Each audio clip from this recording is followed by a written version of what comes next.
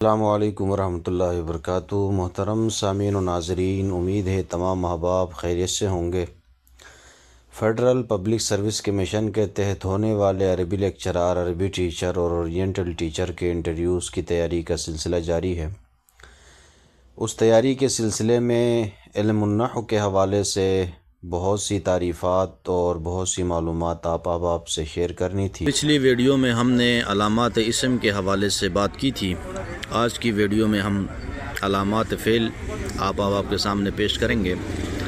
فعل کی مشہور علامات 8 ہیں۔ پہلے اس کے شروع میں قد ہو، جیسے قد افلح، قد سمع، قد نرا۔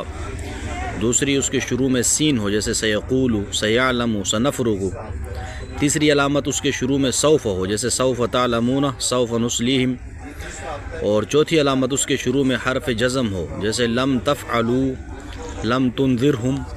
پانچویں علامت ہے اس کے شروع میں حرف نصب ہو، جیسے لن نؤمن، لن نصبر، ان یضرب۔ چھٹی علامت اس کے آخر میں ضمیر مرفوع متصل ہو، جیسے انعمت، علمت، قتلتم۔ ساتویں علامت اس کے آخر میں تاء ساکنہ ہو، جیسے ربحت، اضاءت، اعدت۔ آٹھویں علامت امر ہو، جیسے ادعو، استعینوا، قل۔ اور نویں علامت ہے نہیں ہو، جیسے لا تقربا، لا تشتروا، لا تلبسوا۔ علامات حرف کی کوئی علامت نہیں، بلکہ کسی کلمے میں اسم اور فعل کی علامت کا نہ ہونا ہی حرف کی علامت ہے۔ عربی زبان میں حروف کی تعداد محدود اور مخصوص ہے، جن کو یاد کرنے سے حروف کی پہچان ہو جاتی ہے، جیسے حروف جارہ، مشبہ بالفعل، حروف عاطفہ، ناصبہ، جازمہ، حروف ایجاب وغیرہ۔ حروف کی تفصیل انشاءاللہ آگے اپنے موقع پر آ رہی ہے۔ عربی زبان میں افعال اور اسماء کی تعداد بہت زیادہ ہے، جن کو حروف کی طرح یاد کرنا تقریباً ناممکن ہے۔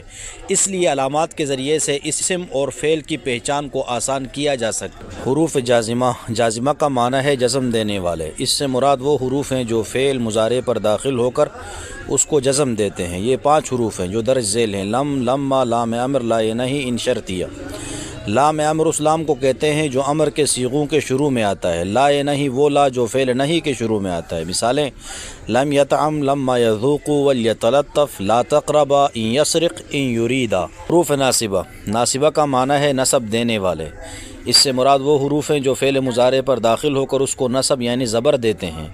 یہ 4 حروف ہیں جو درج ذیل ہیں: ان، لن، کئی، اذن۔ یہ حروف فعل مضارع پر داخل ہوتے ہیں، اس لیے ان کے بعد آنے والا فعل ہمیشہ مضارع ہی ہوگا۔ مثالیں اس کی: ان یذکر، لن نؤمن، کئی نسبحک، کئی تقر۔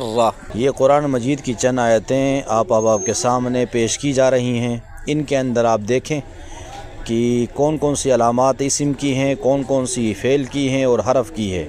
ان الذین کفروا بآیاتنا سوف نصلیہم نارا کے اندر ان کیا ہے، الذین کیا ہے۔ اب الذین کو آپ اسم مانتے ہیں تو اس میں اسم کی کون سی علامت ہے، اور کفروا اس کو فعل مانتے ہیں تو علامت کون سی ہے۔ اسی طرح آگے نارا اس کو اسم مانتے ہیں تو اس کے اندر اسم کی کون سی علامت ہے جو پیچھے ہم نے پڑھی ہیں۔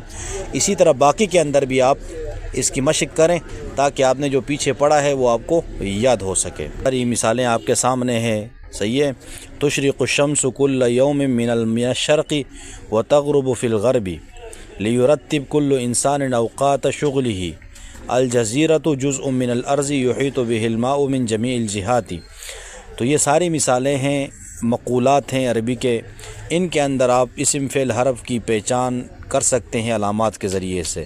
اعراب: عربی زبان میں کلمے کے آخر میں کبھی زبر، کبھی زیر، کبھی پیش، کبھی جزم، کبھی 2 زبر، کبھی 2 زیر، کبھی 2 پیش آتے ہیں۔ ان کو اعراب کہتے ہیں۔ عربی گرامر میں جب کسی کلمے کا اعراب بتاتے ہیں تو اس کے لیے زبر، زیر اور پیش کے الفاظ استعمال نہیں ہوتے، بلکہ پیش کے لیے رفع، زبر کے لیے نصب اور زیر کے لیے جر کی اصطلاح استعمال ہوتی ہے۔ معرب اور مبنی کی بحث کو شروع کرنے سے پہلے ان اصطلاحات اور ان سے متعلق چند ضروری امور کو بیان کیا جاتا ہے تاکہ اگلی مباحث کو سمجھنے میں آسانی ہو جائے۔ رفع، نصب، جر، ضمہ، فتحہ، کسرہ۔ اردو زبان میں جسے ہم پیش کہتے ہیں، عربی گرامر کی اصطلاح میں اس کو رفع اور ضمہ کہا جاتا ہے۔ اردو زبان میں جسے ہم زبر کہتے ہیں، عربی گرامر کی اصطلاح میں اس کو نصب اور فتح کہا جاتا ہے۔ اردو زبان میں جسے ہم زیر کہتے ہیں، عربی گرامر کی اصطلاح میں اس کو جر اور کسرہ کہا جاتا ہے۔ مثال: احسن الغنی الی الفقیر احسانا، اس مثال میں الغنی پر رفع یعنی ضمہ ہے، الفقیر پر جر کسرہ ہے، اور احسانا پر نصب فتح ہے۔ مرفوع، منصوب، مجرور، مضموم، مفتوح، مکسور۔ مرفوع کا معنی ہے رفع دیا ہوا کلمہ، منصوب کا معنی ہے نصب دیا ہوا کلمہ، مجرور کا معنی ہے جر دیا ہوا کلمہ۔ مرفوع، منصوب اور مجرور دراصل کلمے کی وہ حالت ہے جس میں اس پر رفع، نصب یا جر آتا ہے۔ جس کلمے پر رفع یعنی ضمہ ہو اس کو مرفوع یا مضموم کہتے ہیں، جس کلمے پر نصب ہو اس کو مفتوح یا منصوب کہتے ہیں، جس کلمے پر جر یعنی کسرہ ہو اس کو مجرور یا مکسور کہتے ہیں۔ احسن الغنی الی الفقیر احسانا، یعنی مالدار نے غریب کے ساتھ نیکی کی۔ اس مثال میں الغنی پر رفع یعنی ضمہ ہے تو اسے مرفوع یا مضموم کہا جائے گا۔ احسانا پر نصب یعنی فتح ہے تو اس کو منصوب یا مفتوح کہا جائے گا۔ الفقیر پر جر یعنی کسرہ ہے، اس کو مجرور یا مکسور کہا جائے گا۔ عامل، کلمے پر جو اعراب آتا ہے وہ کسی دوسرے چیز کی وجہ سے ہوتا ہے، یعنی کوئی دوسری چیز اس کلمے کو مختلف قسم کے اعراب، رفع، نصب اور جر دیتی ہے۔ اس اعراب دینے والی چیز کو عامل کہتے ہیں۔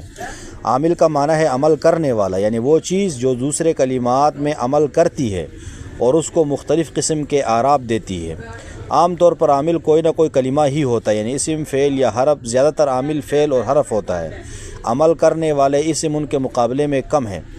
بعض اوقات عامل کوئی کلمہ یعنی اسم، فعل یا حرف میں سے نہیں ہوتا، ایسے عامل کو معنوی عامل کہتے ہیں۔ چنانچہ جملہ اسمیہ میں مبتدا اور خبر دونوں کو رفع دینے والا عامل معنوی ہوتا ہے، اس عامل کو ابتدا کہتے ہیں۔ احسن الغنی الی الفقیر احسانا، اس مثال میں الغنی کو رفع احسن فعل نے دیا ہے، اور اس طرح احسانا کو نصب بھی احسن فعل نے دیا ہے، تو احسن الغنی اور احسانا دونوں کا عامل ہوا۔ اسی طرح الفقیر کو جر الی حرف جر نے دیا ہے تو اس کا عامل الی حرف جر ہوا۔ خلاصہ اس بحث کا مکمل یہ نکلا کہ اعراب زبر زیر پیش کو اعراب کہتے ہیں۔ عربی گرامر میں پیش کو رفع اور ضمہ، زبر کو نصب اور فتح، زیر کو جر اور کسرہ کہتے ہیں۔ مرفوع، منصوب، مجرور، جس اسم پر رفع یعنی پیش ہو اس کو مرفوع مضموم، جس پر نصب یعنی زبر ہو اس کو منصوب یا مفتوح، اور جس پر جر یعنی زیر ہو اس کو مجرور یا مکسور کہتے ہیں۔ عامل وہ کلمہ یا غیر کلمہ معنوی ہوتا ہے جس کی وجہ سے کلمات پر مختلف اعراب، رفع، نصب اور جر وغیرہ آتے ہیں۔ معمول،